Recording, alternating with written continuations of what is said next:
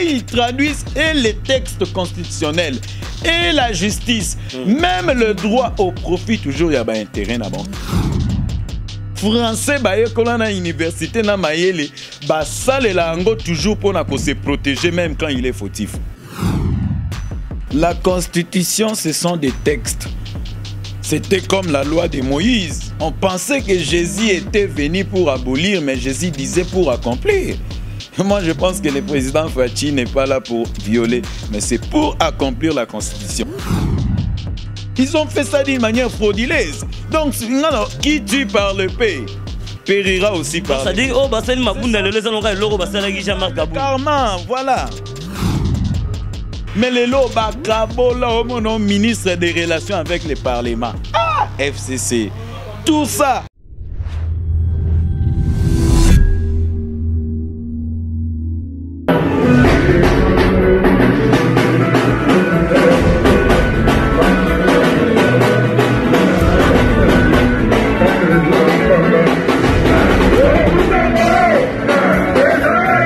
Encore une fois, fidèle internaute, bonsoir, bonjour, ça dépend Herbozola Ndabiso. Bienvenue dans la émission Nabino Analyse, émission parmi les émissions où ils ont la chaîne YouTube Nabino Pitopale, Babikete, Congo Pitopale, Nemakambo, donc idéologie, ils ont la émission Oyo Analyse. Déjà, grand merci na abonné Nyonso, où ils déjà connecté à ce net moment. On a particulièrement Jean-Roger Finda en tout cas, parmi abonnés. Et puis, fanatique il y a émission où on a mon idée innovatique.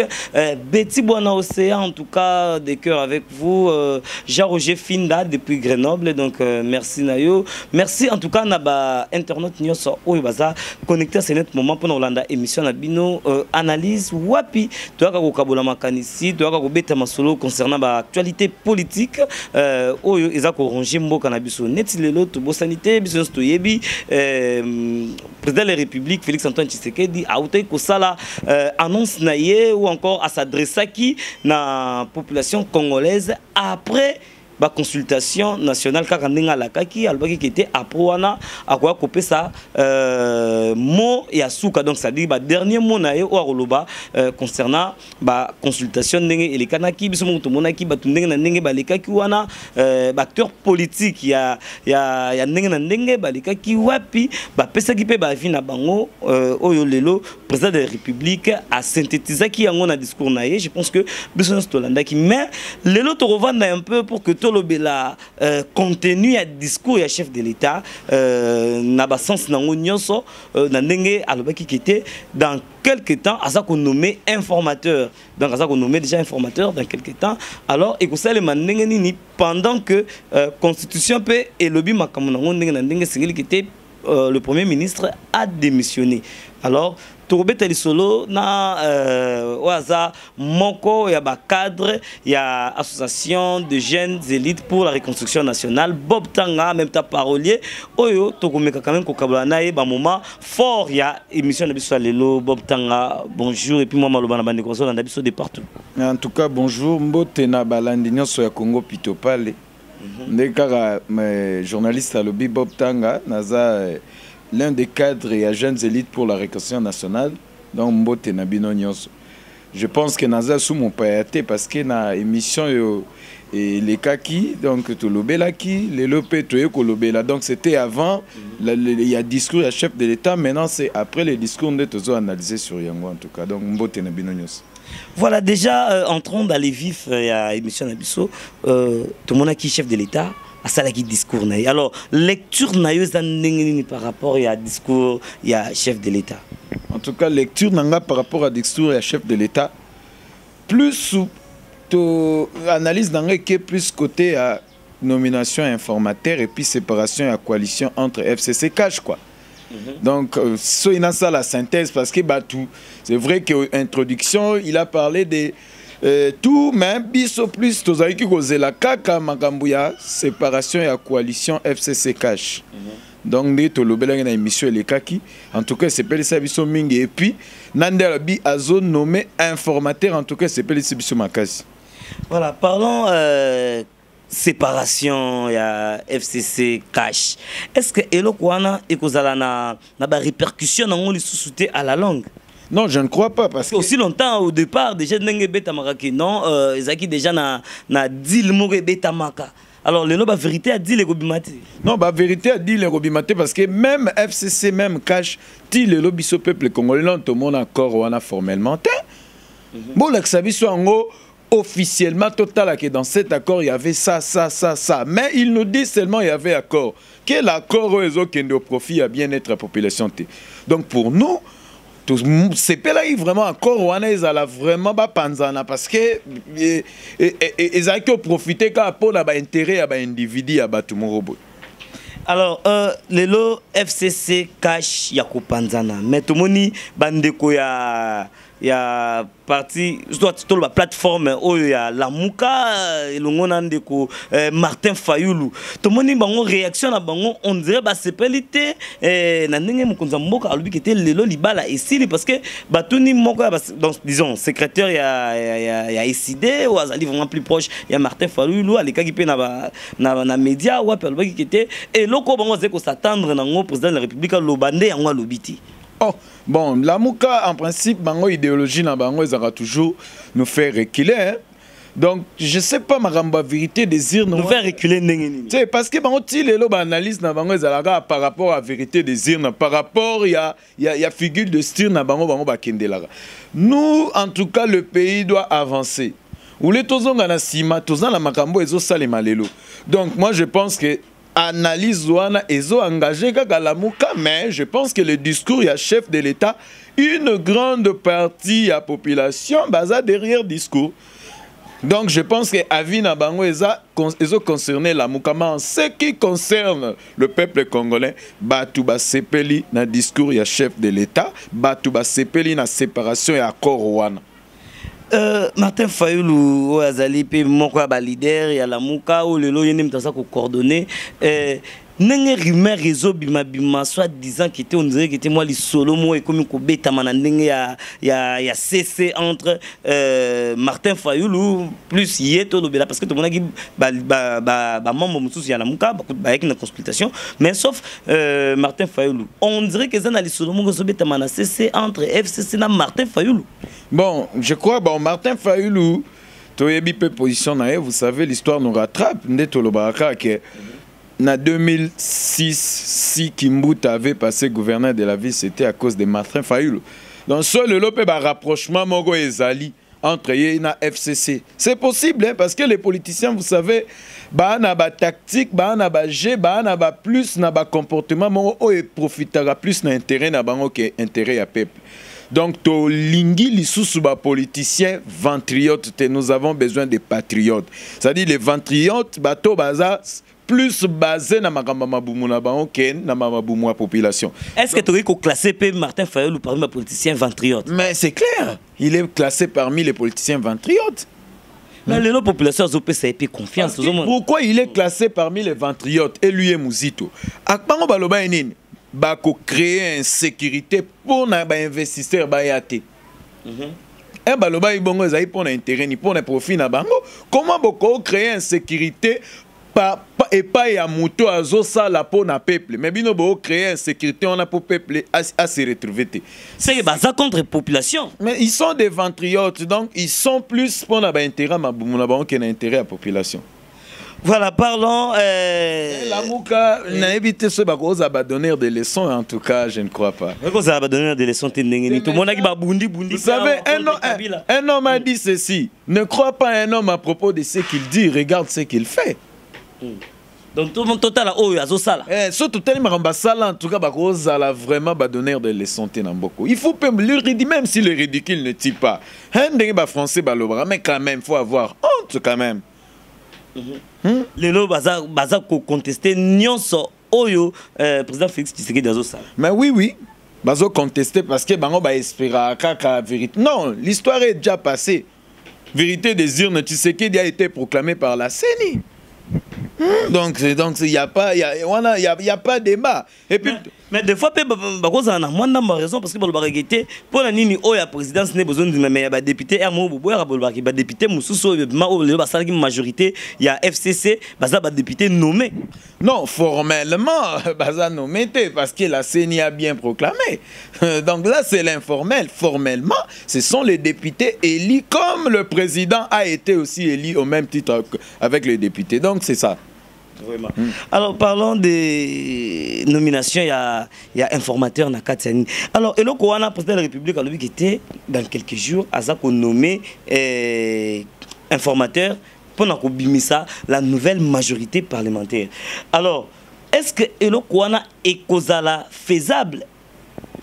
Est faisable parce que le président l'a déclaré officiellement. Oui, mais au cas où le Premier ministre a démissionné, quel serait l'essor? En tout cas, il sera obligé de démissionner parce que je ne pense pas qu'il y a ça à bras de fer. Non, le président de la République, c'est le commandant suprême, le magistrat suprême. Non, mais aucun démissionner dans ma cité, qu'on faire démissionner dans ma cité. Comme disait le fait maréchal Mobutu, quand le chef décide, il décide. Donc c'est ça. Mais parce que famille politique n'a pas baza pour ma communion sur Sali Magiti. Alors on s'est dit que c'est fort possible que les Lopé a désisté que tenga n'a démissionné parce que n'a la monnaie raison de démissionner. Le discours ya chef à l'Obaïnin. Informateur, ce qui informateur wana a identifié majorité parlementaire té. A aucune forme moussous. Donc le premier... Mais dissolution, il va dissoudre l'Assemblée, c'est clair. Même pas préalable pour dissoudre la dissolution de l'Assemblée nationale, c'est aussi constitutionnel. Oui, c'est constitutionnel. Mais le problème qui il faut que ça va conditionner pour dissoudre. Vous savez, hein, on dirait... Bato FCC, balingi ba kende plus na combat, c'est vrai que constitution. Mais le président Fachi pas aucun cas la constitution. Constitution contre constitution. Mais il est écrit, il est aussi écrit. Mais c'est clair, c'est comme les débat, il y a juriste. Quand tu amènes la loi, l'autre aussi a une loi. Donc, mon corps au finir toujours par Kolonga. Donc c'est constitutionnel la dissolution et l'Assemblée nationale. Mais c'est constitutionnel, mais ça quand même conditionné. Il faut crise entre gouvernement et parlement. Mais jusque-là, il y a crise et pour notre côté à FCC, il y a crise et mais voilà, il y a un monde qui a mérité de diriger Bissotin. Parce que ce qu'ils disent, c'est que on a vraiment une crise. Alors on a crise entre parlement et gouvernement. Place mais oui, en principe, mais moi je pense que le président Fachi a nommé informateur. En principe, vous savez, hein, quand on a FCC, on a des tendances. Mais sous quand on a un informateur a nommé député vers informateur pour consolider majorité parlementaire auprès du président de la République et puis à ça le gouvernement union sacrée. Tu es tout politicien, il y a FCC, donc commis un pied dedans, un pied dehors. Penses-tu que le président de la République a nommé informateur, une nouvelle majorité, parce que ce ne sont pas les mêmes personnages qui ont fonction. Wow, je ne crois pas parce que je ne crois pas que c'est... Dès lors que le Premier ministre a Kobimana côté à majorité au Rosala consolidé pour le chef de l'État, le Premier ministre il doit former gouvernement et union sacrée fruit à consultation. Donc comme disait un comédien, Isaïe le quoi Massou Anoé, participarité. Ils vont se retrouver, ils vont à la Libanda, donc c'est clair. Tout le monde a qui population, combat Kokita. On ne change pas l'équipe qui gagne. Vous pensez qu'avec l'équipe de Ilunkamba, ils ont gagné? Mais c'est clair, même dans les matchs de football, une équipe ou bien équipe ou échoue à changer. Bon, motif nini, Oyopenda, Oyza clé, sali lelo kité, Batunion Sobazolo Bakité, il bat la wane koufa. Quelle pourrait être vraiment la raison valable? La raison valable parce que FCC et Lingé Tambou Samakambu, selon idéologie, n'a pas intérêt na bango mais na ko batama la constitution. Vous savez? Donc, non, mon malinité, moko, je ne sais pas. Même si aebisio mo ya constitution, mais yeba derrière constitution na ezan na eloko moko ebatami o eza peut-être car na intérêt pe na faveur na bon. Vous savez hein, avant alternance et ça ma passation pacifique à pouvoir. Lambert Mende disait ceci, un article à constitution mais aucune interprétation na ba des acquis. Le président de la République reste au pouvoir jusqu'à l'investiture du nouveau président élu. Pour na bango ezaki rester au pouvoir voulait dire, même si nous allons comme ça 20 ans, il restera toujours au pouvoir. Or, mais le texte disait que il faut qu'il y ait élection. En attendant l'investiture, toi, le président sortant, tu restes au pouvoir pour gérer les affaires courantes, comme nous avons vu aux États-Unis. Donald Trump a tombé, mais Joe Biden, jusqu'au janvier. Donc, il reste au pouvoir pour gérer les affaires courantes. Mais l'FCC, Bazaki, interpréter toujours l'intérêt à Kabila. Tous nous savons, vous savez, moi je disais tout aussi, si la langue française était une langue de la majorité, ou soit de l'FCC, Banga va changer, mot moussou français, le barassou soubouété changer comme abou. Tous nous parlons français. Quand on dit glissement, mais vous voyez quelqu'un qui dit oh, glissement, ça ne veut pas dire ça. Oh, nous avons signé sur même si Bazo s'accrochait à la constitution, mais constitution, on sort l'année bien à interprétation, on a est toujours en contre. Au profit à Bango. Donc, tout est bien à Jéwana. Et ça, histoire, il y a tentation, il y a Jésus. Dans Satan. Si tu es réellement le fils de Dieu, est-ce que ça a une vérité? Ce n'était pas une vérité, c'était conditionnel. Si, mais soit le bas qui tue le fils de Dieu, c'est autre chose. C'est-à-dire FCC, bah ma casse une déviation interprétation. Mais tout le monde qui Évariste Bouchard, grand professeur, à lobby qui était Lélo, ministre sans le pouvoir que les président de la ministre. Voilà des choses comme ça. Comment il peut expliquer ça comment? Mais il y a des constitutionnalistes. Non, vous voyez, ils traduisent et les textes constitutionnels et la justice, même le droit au profit, toujours il y a un intérêt là-bas. Ce sont des gens tellement français, quand on a une université, ça les langues toujours pour se protéger, même quand il est fautif. Un constitutionnaliste, c'est au moins déclaré Biloko à Bongo. Oui, non, mais là, c'est vraiment ridicule. Hein? Voilà, Whisky Wishia, balancé son élément après discours du chef de l'État, niveau population, Abimaki Nanzela, manifesta qui joue à Bango. En tout cas, totalement élément, et puis on se retrouve tout juste après pour commenter avec notre invité Bob Tang.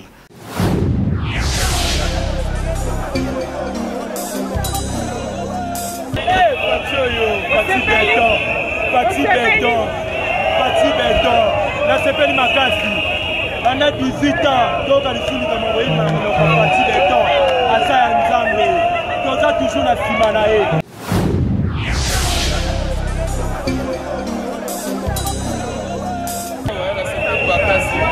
C'est la victoire. C'est la victoire. C'est une joie immense que le chef de l'État puisse prendre ces pareilles décisions. Parce que c'est lui le garant de la nation. Donc, la constitution a vu ce PCL ça. Il y a pour fonctionner, pour battre la moque, pour battre la institution. Donc, c'est un moulin, mais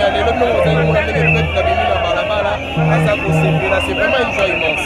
Donc, que le président de la République continue comme ça, puisqu'il faut abaisser la population et salement. Biso peuple, on peut ça que le président de la République mandat. Donc, le président passe dans le droit et l'annulation mission et pour qu'il se pour le peuple. Donc, c'est un réel plaisir, c'est une joie immense pour les populations, ce CP là.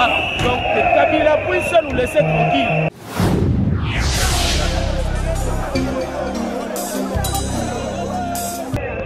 Nataka niambie wenyewe wote kuna nisikia sema ndio tuko naona leo atakuwa na wazia hayo. Atakuwa napenda, atakuwa nasikia kama vitaweza fanyika. Leo vinafanyika.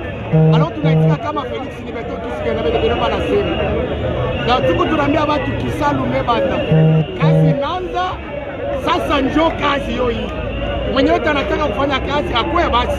Parce hakuna kenye mtu atasema oh mimi sikupendi tena tu ya hivi na hivi. Kenyama ni mtuma sema uwe kweli. Anafunja kweli yenyewe. Sasa utapata tena rezo ya nini? Walao mema rezo.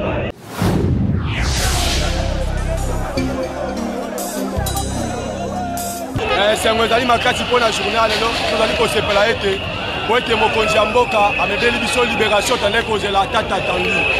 parce que toumeli kala mingi na boumbu na libala oya bondoki ya FCC cash ya butili biso na eloko moko te déjà ya patience totalaki po tomona ta changement ya population tomoni te mokonzi ya mboka azalaki na vision ya malamu mpona peuple congolais vision ya chef de l'état ezali komona congolais nyonso asepanui alingaki komona congo ezala émergent mais suite ya libala asalaki na bandoki bato ya FCC mitema likundu motema bondoki 18 basali na pouvoir basali eloko te mokonzi ya mboka apesi bango mesure de grâce abendi bango même desa kosala nzambo balingi lisu badrible chef de l'état apeke badistourne ya vision ya chef de l'état.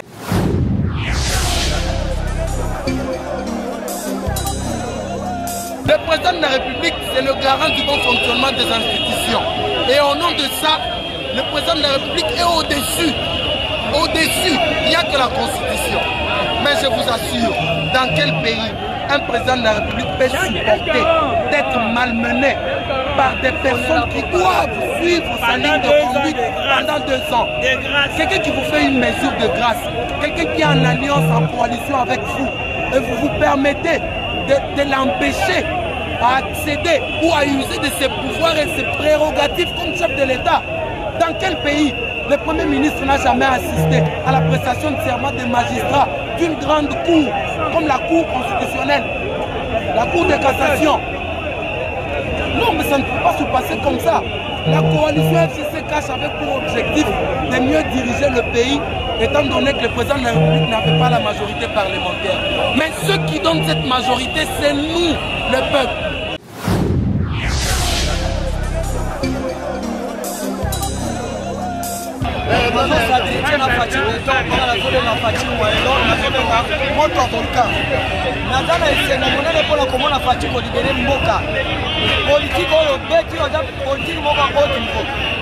masasi ebeti te me omemi mboka olongoli yango disiki ezalaki okomisi yango na esika oyo toza libere peuple congolais azwi bokonzi na ye sikoyo tomoni ke toza libere oza racine pivotante makasa nyonso oyo banda kokauka ezokweya ekokauka lisusu te ekozwa vitamine a travers yo faci beton mokonzambe atindela biso yo manda na yo tokotanga mo sikoyo 2023 kuna na Rwanda awa 2023 toyebi yango te tozotelela yo faci beton.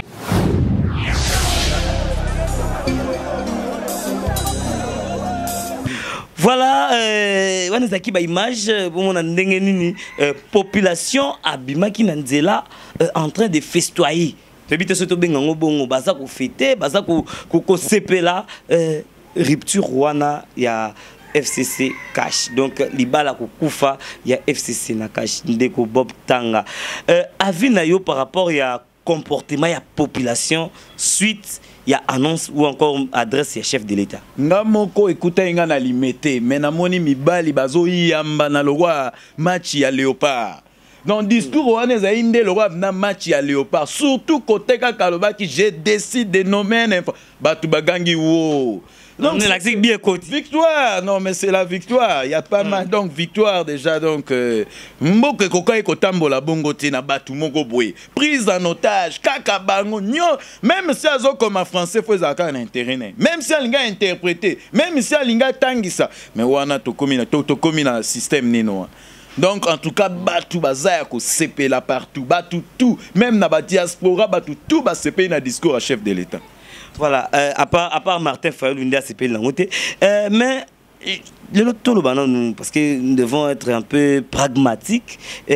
Tout le monde est le président de la République a décidé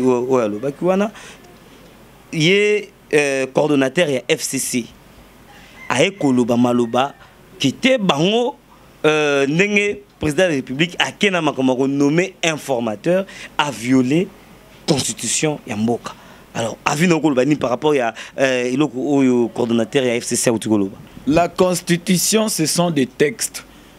C'était comme la loi de Moïse. On pensait que Jésus était venu pour abolir, mais Jésus disait pour accomplir.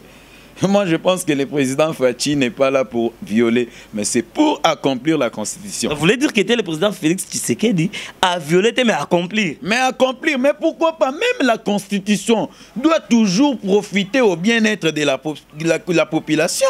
Et pourquoi avoir une Constitution qui bloque même la population? On peut changer les textes. Non, pourtant, oui, non, on peut violer la Constitution, ce qui est l'intérêt de la population. On peut aussi les violer, vous savez, mais pourquoi pas? Mais pour Naba, on a bien le pharisien. Bon, on a qu'à violer, mais pour la bateau, on a envoyé sous comprendre, t'étais à violer. Population. Vous savez, la voix du peuple, c'est la voix de Dieu. Et puis, vous savez, toute autorité vient de qui? Des dieux. Vient de Dieu. Mais boycott ou règlement des comptes, ko bloquer mboka, vous pensez que on est où dans l'ensemble? Tout le monde qui va député qui pétition contre Janine Mabunda qui a déposé alors mon collègue lelo oyo ils qui mutu na Assemblée nationale en tout cas whisky wishi ya balancer biso sous quelques éléments tout le monde qui mon parti allié ya FCC na batu susu yaki wana pour soutenir Janine Mabunda pendant que les députés qui pétition à Bango pour que Janine Mabunda a tombé. Alors, lecture na yoto appréciation des années par rapport à l'Igamouan. Bon, au moni batumsu balinga ko baisser braté même si à omona kazana échec il faut continuer toujours. Moi je pense que même Bango ba violer la constitution. Mais Mabunda quelle était la procédure pour destituer Jean-Marc Abound? Vous pensez que réunissent qui élément selon les articles il y a parlement et ils ont violé aussi. Ils ont fait ça d'une manière frauduleuse. Donc qui tue par le pays périra aussi par le pays. Oh c'est Mabunda le Jean-Marc Abound. Carrément, voilà. C'est ça. Frauduleusement, Jean-Marc Abound a été destitué. Mais en gros, donc ça nous... Et autant que ça qu'il faut, quand tu agis bien, le fait Tshisekedi Etienne a salarié tellement bolam yango moni fruit moi na obima président. Donc c'est clair, Mabunda ezaba karma na emoko a favorisé qui frauduleusement destitution à Jean-Marc Abound. Abound avant d'aller kimia, bon la fin va justifier les moyens et la fin aujourd'hui. Mais ça, tout le monde aussi justifier les moyens, donc c'est clair. Alors, problème peu haut, tout le monde qui te remarque qui est autorité morale et FCC. Le président de l'Assemblée nationale, où les Salela école, mais à Salela des chefs n'a à parti. Président a une salle pour la prestation en serment. Yo l'auto sandé au Salela. Mais ils sont là pour servir la nation, ou bien Bazalagana pour servir leur autorité morale. Alors, une telle personne, ou soit non. Est-ce que Moutouabongo a mérité à chef? Parlons un peu, juste en passant, on a un refus à voyage, il y a président honoraire Joseph Kabila et pas autorité à Mboka. Alors, est-ce que selon le droit, est-ce que vous pouvez empêcher le président honoraire à ça, le déplacement, et puis déplacement dans la RDC. Bon, on est deuxième direction générale de migration. Peut-être bataille, peut-être il y avait aussi des conditions qui réunissent. Attention. Pour votre on a refus, mais non. Bon, on a Congolais à la cour Moutou, a eu visa naïe, par exemple, un gars qui est du Canada ou soit États-Unis a commis déjà mais bloqué. Là, ça ne pose pas de problème. Kabila, c'est vrai que c'est un président honoraire, mais il est aussi comme tout autre Congolais. Il voyage plusieurs fois. Pourquoi pas Basala Makelele, par exemple, que so yolingo kende Canada, puis le visa, vous appelez journaliste. Un presse peut besoin de pouvoir. Mais il y a des journalistes qui ont refusé, bloquer l'Europe. Mais pourquoi Batubalobela en côté? Mais quand peut-être un président honoraire a rempli les conditions pour déjà l'élection, maintenant ça pose problème. Mais Koudouraka Songo en détenant un passeport diplomatique donné à l'époque de Kabila. Compliqué na bitch na bien côté. Légalement, document on a gouvernement de pesa qui me ba compliqué na aéroport. Et na bitch ngobila na histoire manante. Donc moi je pense que peut-être des arénissa qui ba condition mususte yango ba toi immigration ba bloqué. Et donc là, je crois c'est la DGM qui est mieux placée pour nous expliquer pourquoi ils ont refusé que monsieur Joseph Kabila a voyagé.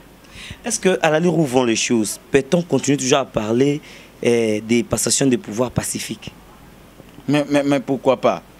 Parce que déjà ali utomo kendo comme derrière bebana ya kupanzana. Non, bangonde fo bazonga na ligne ou les batikala Congo eza ya FCCT, Congo peza ya KHT, Congo eza ya ba congolais nyonso. Donc ceux qui moninga za la proposition bien. Pourquoi yo faut lingaka eza en intérêt na. Faut pas. Donc on peut faut toujours avoir des politiciens égoïstes. Non, on en a marre. Baba qui babenga qui ba partenaire ou qui non expérience au Joseph Kabila Zanongo il y a 18 ans Félix Tshisekedi à chaque fois qu'on consulter. Mais avec ton partenaire beaucoup Kabona peut soy d'accord ils a contrat. Si ça ne marche pas pourquoi bokatate. Donc là pena je pense que bato FCC. Est-ce que tu as risqué te ba vérité mususu o ningsa mboka ya kobima après séparation? Oui bien, même quel genre de vérité au bagoy kobimisa? Même si babimisi vérité, vous savez, et comme en cas de force majeure, mieux vaut un mal nécessaire. Pourquoi on le dit mal nécessaire? Même si c'est un mal, mais ça nécessite pour mboke bimana crise au yotozana yango. Donc moi je pense que Eza et l'homme ya kitoko donc batutu ba betela maboko ba saluer sauf kaka na ngambu ya batu moko boye.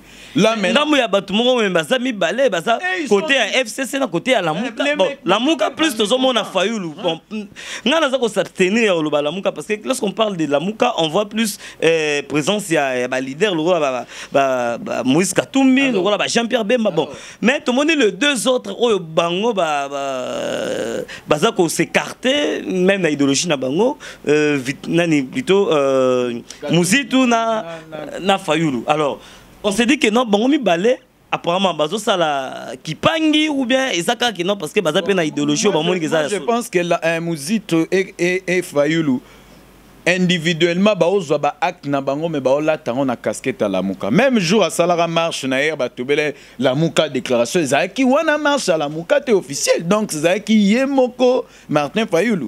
Moi je pense que ba vie na bango ezozala ba vie moko ezokende aussi pour Lamuka ne veut pas seulement dire Martin Fayulu et Muzitu alors Bemba et Katumbi. Et puis baza 4 leaders. So idée déjà baza na tendance DO donc au monde qui est déjà.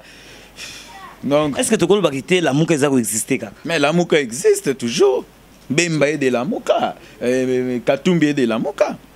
Mais deux, bah continuer sa consultation, deux, bah continuer sa consultation. C'est ça, bah marcher n'engin, bah en opposition, bah aux alawapi. Au moment na libota so zape na bana 4 lignes ko lobate ke bana nyonso soko pesi ya vito pesi nini nde ba kotosa. So ede ami balé batosi et que mi balé ba boy kotosa.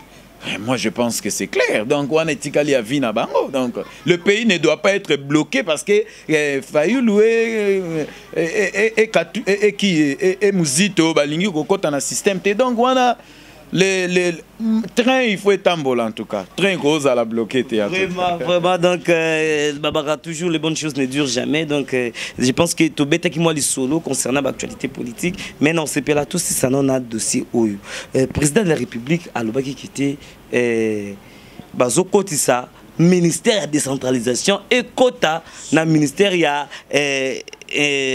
intérieur. Alors, est-ce que proposition n'a to idée ou n'est-ce madame? D'ailleurs, Koutou, ezo kotate ezo zongande na ministère intérieur. Parce que c'est le ministère de l'intérieur qui s'occupe. Vous savez, quand Bochab fut ministre de l'intérieur, mais décentralisation nyonso na intérieur des salango. Mais baye ko sende ango kaka pona pona ministère intérieur, décentralisation et ko zongande na ministère intérieur. Parce que zalaga bongo. Vous savez même le ministère ya solidarité et action humanitaire. Et zalaga ministère affaires sociales. Ba sende toujours dans bazo zongi sango toujours na ministère intérieur. Wana ezala okutu na ebité wana so bato FCC ba lo baso argument.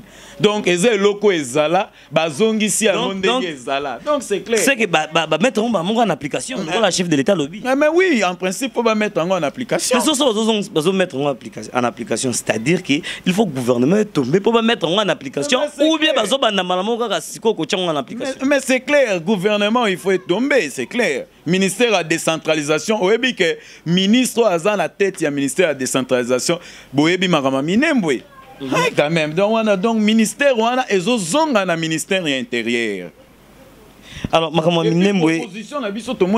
Pourquoi pas avoir beaucoup de ministères pour naka coût ou soit dépense ya l'été qui ne m'a rembellé. À l'époque, il y a ministre à sport, jeunesse et loisirs. Alors, ministre mine énergie. Ministère, il y a finance et puis il y a budget. Mais le lot, ministre des relations avec le Parlement. Ah, FCC. Tout ça pour un grand partage à la coalition, chercher comment embaucher des gens de postes, créer un poste de Osoko Yoki au Talipeno ministère près du Premier ministre. Ministère, donc en tout cas, nous sommes des akaka pour un partage à gâteau. En tout cas, tu l'as au soutien en beaucoup.